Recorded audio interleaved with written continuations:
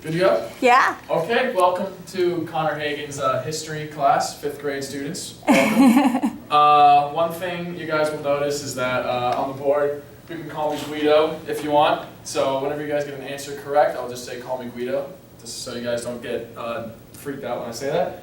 So today we're going to be going over World War II, the D-Day invasion.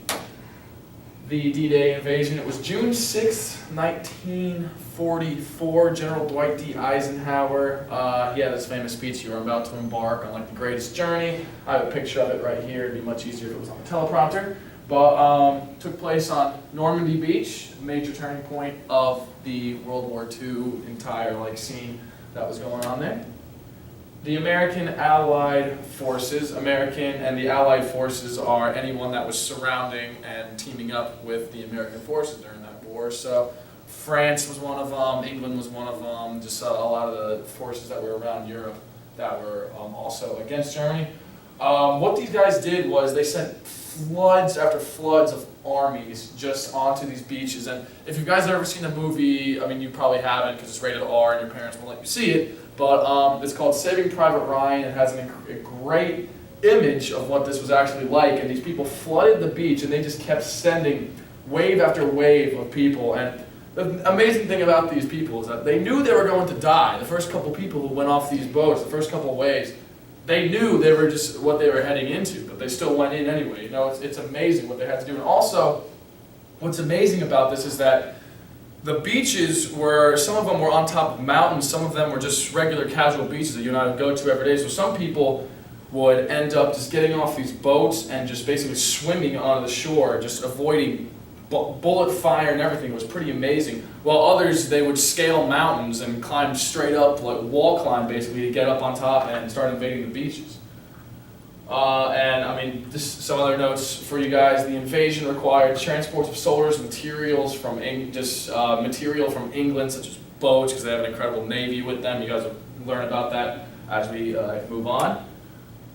The battle itself, I mean, it was just all about establishing what we call a beach, what was called a beachhead. And basically a beachhead is just like it's kind of like, how can I say that? Like, you guys would know what a base is. Basically establishing a base or a form of just like central office for like the group of men that we had. So it was all about establishing the beachhead. But what the Germans had all over the beaches was they had bunkers laid out. They had landmines all covering the beaches. They had blockades everywhere, so we couldn't send. So it was slower to move, and we couldn't send we couldn't send tanks and everything up.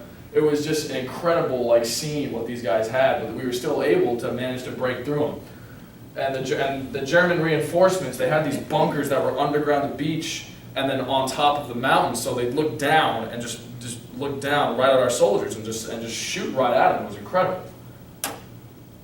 And here is just a quick image. I mean, what you can see here, how just incredible this just battle was. You see all these incredible ships, and these are called aircraft carriers, and they hold hundreds and thousands of soldiers on these, and we just kept sending. We'd have these carriers that just have these little boats inside them, and what they would do is they'd open up almost like a cargo on a plane, and we'd just send these boats out of there, and they'd just keep sending wave after wave after wave, and eventually it just became too much for the Germans. The tactics. Now, I'll open this up to discussion here. If you were on the USA side on this, how would you guys approach entering this battle? What do you guys think would be the best approach? What would you do, Mr. Aaron? Let me hear it from you. Run straight towards the enemy as quickly as possible. Okay, call me Guido. That's all right. Let me hear it from Miss Carolyn. What would you do in this situation? Probably just let somebody else do it for me. Okay, call me Guido. That's all right. Miss Sydney, how would you approach this? Maybe try and hide behind something. Okay. I mean, that's definitely what people were doing a lot. Now, some tactics that were actually used was, as you guys can assume, you guys know that, I mean, with the ocean, you never know the currents and how tough it can be. I know you guys have been to the beach with your parents before. The water in the ocean can be extremely violent sometimes. So we use that to our advantage. So the Allies used weather tactics to our advantage. The Allies being us, we used weather to our advantage. We went during the night while the water was very calm, and basically snuck up on them. And what we also did, which was very important, was, I mean, you guys know what it's like if you guys haven't had a lot of sleep. You guys normally get very tired, very drowsy. So we tried to wear them out as much as we can and make them wait as long as possible. So by the time we entered their beach, they would be exhausted and they'd be so overwhelmed by how many people we sent there that they'd just be too tired to basically fight us. And it was just constantly sending in reinforcements after reinforcements, just constantly sending them in. And what do you guys think were the benefits of these tactics that we were using during this battle? Let's see, Mr. Scott, what would you think were the benefits of using these tactics? They would overuse their ammunition supplies. Call me Guido.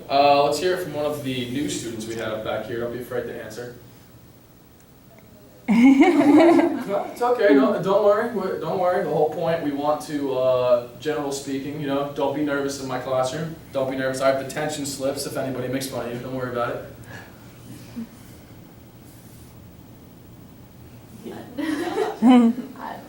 It's okay. Don't worry about it. Let's hear it from Aaron. What do you think? For what? Just you're not listening in my class. See, I'm going to have to give you a detention slip if you're not listening in my class again. Well, basically, they could travel faster in the calm tides of the water. I mean, obviously, since there were no waves, the boats could easily go. And as Aaron said over here perfectly, just depleting the sources, sending just waves after waves. The Germans eventually just ran out. Yes, Mr. Scott. I'm Scott. You call me Aaron. I called you Aaron. I apologize for that. Yes, but just sending in wave after wave of reinforcements, eventually they just depleted. I mean, you guys know what it's like. They just depleted the sources just completely for the Germans. And here's just another picture. This is a very famous picture that was taken during this war. It was the men getting off the U-boats. And as you can see, how far away the shore was to where they got off the boat. So you can just imagine trying to get off one of these boats and storm the beach and still having maybe 50 yards to run in water that the tide was pushing against you while bullets were just going right by you. It was an amazing battle, it really was. And the reinforcements were, obviously reinforcements, I don't know if it's a vocabulary word we will have, basically just the good guys in this. There were numerous plans to this, they're kind of complex, complicated. I won't have you guys know this for the test we're going to have.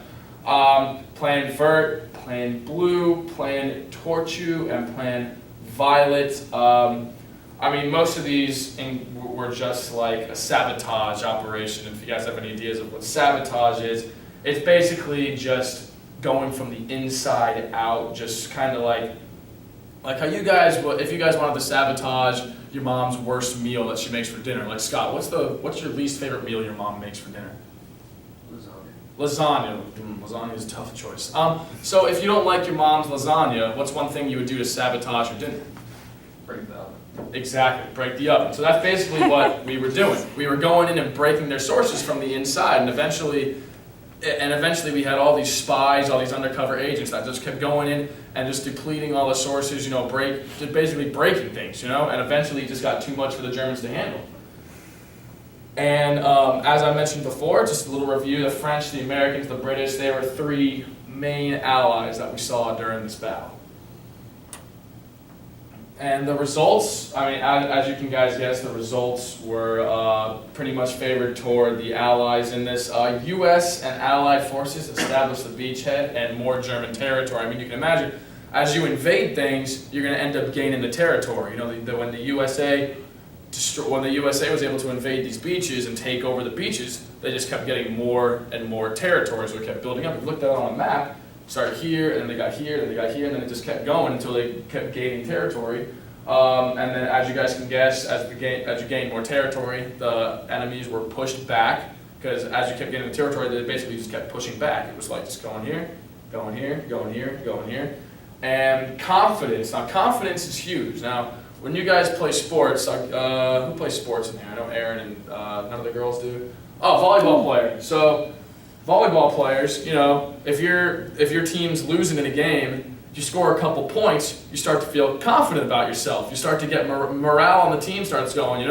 I used to play soccer when I was, back when I was 20 and 21 when I played at Millsaps, and when I played there, in games, if we were losing a game 1-0 or something like that, when our team scored, confidence. I felt confident that our team would be able to win the game. So as the USA and the Allied forces began to win these battles, morale came up. Morale being just like general feeling, like morale came up, confidence came up, and it ended up more confidence toward pushing forward, trying to win these fights.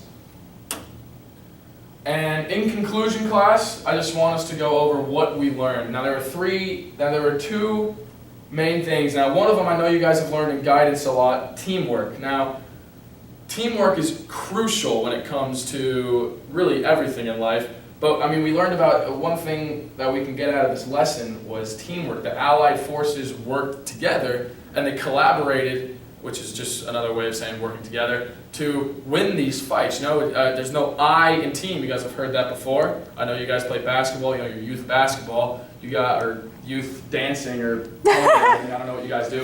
When you guys do that, you have to work together with other people. You have to work with, if you're pony riding, you have to work with the horse. If you're playing basketball, you have to work with your teammates. You can't do it all by yourself. And as we mentioned in the last one, morale, having high confidence affects performance. If you guys have low confidence about yourself and low confidence of your ability, you're not going to be able to perform at the level you want. But if you have high confidence, you're going to feel that you can do more and you're going to play and perform better. And what else, and I just want to open it up to discussion before I assign you guys your homework, what else can you guys say you grasp from the history here? So I'll start it off with the ladies here. Caroline, what did you learn? Germany got beat. That's my phone. Yes, okay, call me Guido, they did get beat. They wore them out. They wore them out, exactly, yes, very good. We just stormed the beaches. Yes, we did storm the beaches, well done. Scott, Aaron, what do you guys think? What a U-boat is? Yes, we learned what a U-boat was, and Mr. Scott, what did you learn? We learned that a lot of Americans died. Yes, they did. A lot of Americans died, yes. And I mean, as you guys will see in the homework assignment I'm about to give you, I'm not going to give you any work actually physically out of a workbook or anything. What I want you guys to do is I want you guys to go home. When you go home tonight, I want you guys to watch the movie Saving Private Ryan with your parents. You guys can rent it at Blockbuster. No, Blockbuster will not be around by the time. You guys can use Netflix, or if they have Redbox, I don't know if you guys can find a Redbox somewhere, or you guys can bootleg it on the internet. I would like you guys to watch the movie Saving Private Ryan. Now, it is rated R, and since you guys are only maybe 11 or 12 years old, you will have to watch it with a parent. But watch it, look at the history behind it, and then come back and we'll have a group discussion about it. Next time you guys see me. And we'll just go over how we can relate that movie to what we learned in the discussion today. And thank you guys very much. Aaron, I will have to see you after class. The way you behaved today, it was out of par. But other than that, well done, guys. Thank you. And I will see you guys on Monday for class.